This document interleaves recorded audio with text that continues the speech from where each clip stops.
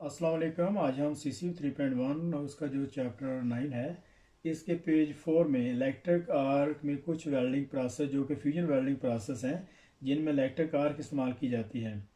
और कुछ welding process ऐसे हैं जिनसे वेल्डिंग को प्लास्टिक कंडीशन में और इसे सॉलिड फेस या solid state welding process consider किया जाता है। इन पर डिस्कस करेंगे।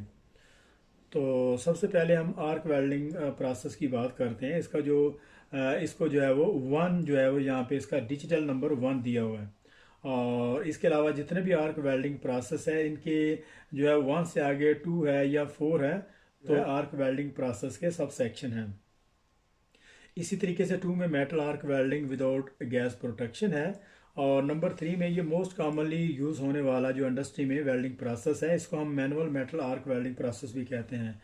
Metal arc welding with covered electrode, इसमें जो इसके इलेक्ट्रोड है वो फ्लक्स से कवर होते हैं। बहुत सारे एलिमेंट उसमें एनिकल प्रॉपर्टी जो हमें चाहिए होती है उस हिसाब से इसमें इस्तेमाल करते हैं।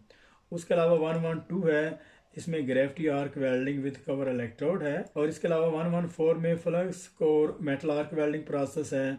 और इसी तरीके से 1 2 में सबमर्ज आर्क वेल्डिंग प्रोसेस है। और इसी तरीके से 1 2 से 1 5 तक जितने भी ये वेल्डिंग प्रोसेस है इसकी जो सब सेक्शन है, और इसमें थोड़ी बहुत ही मॉडिफिकेशन करके थोड़ी चेंजिंग इसमें इलेक्ट्रोड की, कुछ इसकी जो शेल्डिंग गैस की, और इस तरीके से इसके सब सेक्शन है। इसका हीटिंग का मेथड तकरीबन सेम ही है। और इसमें 121 submerge arc welding with 1 wire electrode है। और 122 में submerge arc welding with steep electrode. और इसी तरीके से 123 में submerge arc welding with multi electrode है। और इसी तरीके से 124 में submerge arc welding metallic powder है। और 125 में submerge arc tubular code wire. और इसी तरीके से इसका जो 1 3 है, 1 के अगर 2 है तो फिर सबमर्ज आर्क वेल्डिंग प्रोसेस है, अगर 3 है तो फिर gas shielded metal arc welding. तो इसके जो 1 3 से लेके 1 7 तक जो है वो जितने भी वेल्डिंग प्रोसेस इसी के सब सेक्शन है। तो इसमें इसका जो 131 है मिग वेल्डिंग प्रोसेस है, इसमें इनर्ट गैस इस्तेमाल करते हैं। इसी तरीके से 135 है, और इसमें मैग वेल्डिंग प्रोसेस है, इसमें एक्टिव गैस जो एज ए शील्डेड के तौर पे इस्तेमाल की जाती है।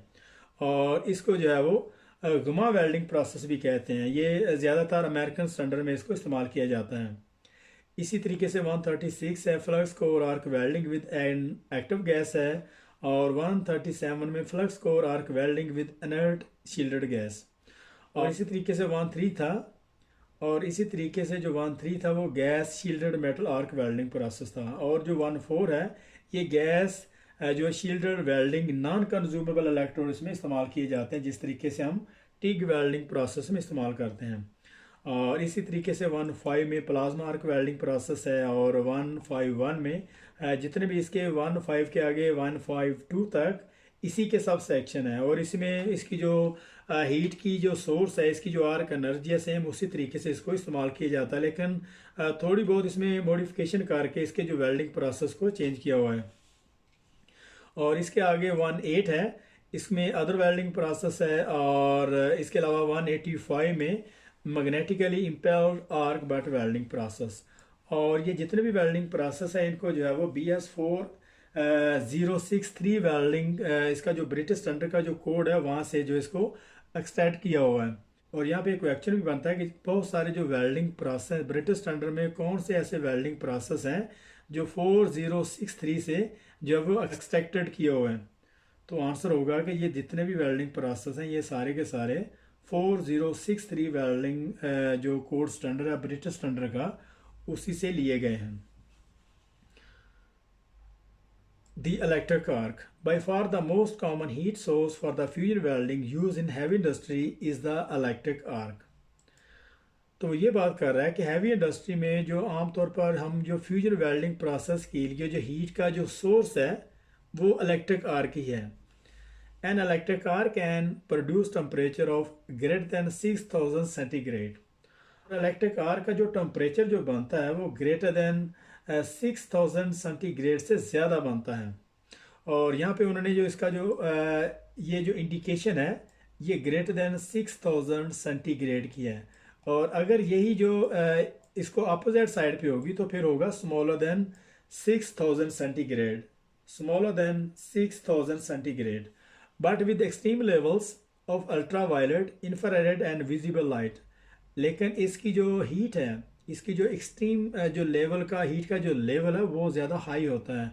अगर हम इसको नेक्ड आई से देखें तो हो सकता है कि हमारी जो स्किन है और इसके अलावा हमारी जो आइज़ के लेंस डैमेज हो सकें।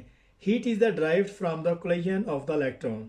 और जो हमें हीट बनती है इलेक्ट्रिक आर्क से, जो हमें हीट जो प्रोवाइड होती है, उसके जो इलेक्ट्रॉन हैं और उसके जो आयंस हैं, जब वो इलेक्ट्रोड उसका जो बेस मेटल से टकराता है उस वक्त उसकी जो हीट प्रोवाइड होती है। An electric arc may be defined as the passage of the current across an ionized gap। और इलेक्ट्रिक आर्क को हम इस तरीके से डिफाइन करते हैं, इसका जो करंट है जब वो आयोनाइज गैप से क्रॉस करता है।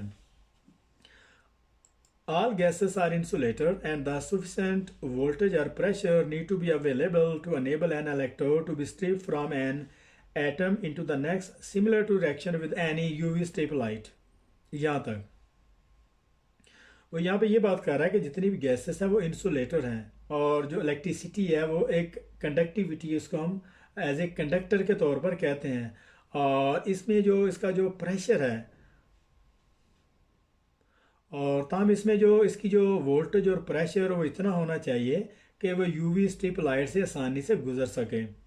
वंस दिस कंडक्टिंग पाथ और प्लाज्मा हैज़ बीन क्रिएटेड, और जब एक दफ़ा इसका जो कंडक्टिंग पाथ है, इसका जो कंडक्टिंग पाथ है जिसे हम प्लाज्मा भी कहते हैं, जिसको हम जब ये एक दफ़ा बन जाता है तो उसके लिए जो लोअर वोल्टेज ही काफ़ी होते हैं वेल्डिंग की आर्क को मेंटेन रखने के लिए।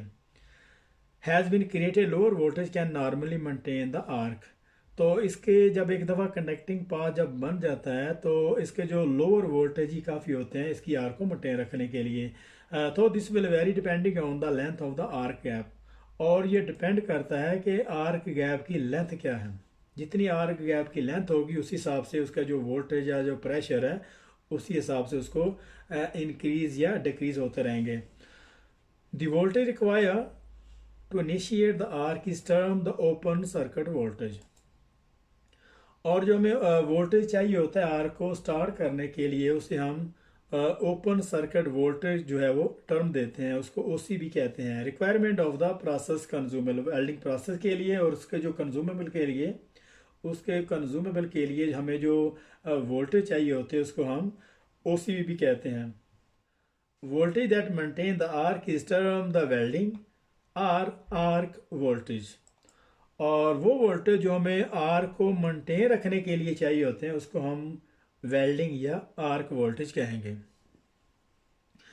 तो यहाँ पे क्वेश्चन इस तरह से बनता है कि इलेक्ट्रिक आर्क का जो टेम्परेचर बनता है वो ग्रेटर देन 8000, स्मॉलर देन 3000, और इसी तरीके से कुछ और डिमेंशन भी दी होंगी, कुछ और रकम भी होगी। तो वहाँ पे हमारा जो करेक्ट आंसर होगा ग्रेटर देन 6000 सेंटीग्रेड।